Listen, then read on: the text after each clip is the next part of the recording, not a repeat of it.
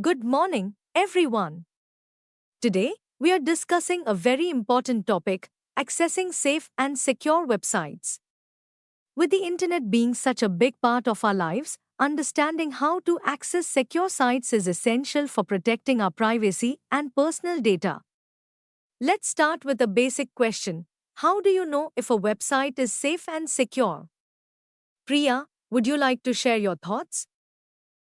Thank you, ma'am. I usually look for HTTPS at the beginning of the URL. The S stands for secure, which means that the website encrypts your information. There is also a padlock icon next to it, which makes me feel safer. Good observation, Priya. The HTTPS and padlock icons are basic indicators of a secure website. Sahil, would you like to add anything? Yes, ma'am. Besides HTTPS, I think it's important to avoid websites that look suspicious or are filled with pop-up ads. Many times, websites with excessive ads could be risky and might even install malware on your device. Excellent point, Sahil. Too many ads can be a red flag. Radhika, what do you think about finding reliable and safe websites? I agree with Priya and Sahil.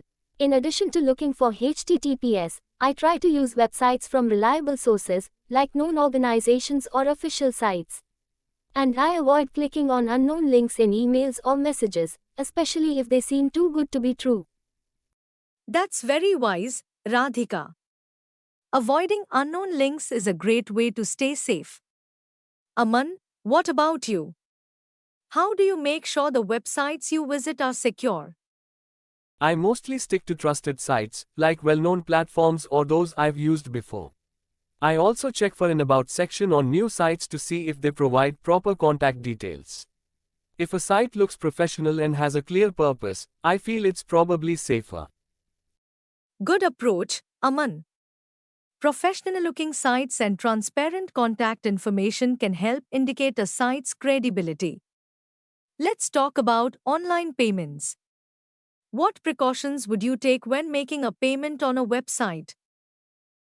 If I'm making an online payment, I only use websites that have HTTPS and the padlock icon.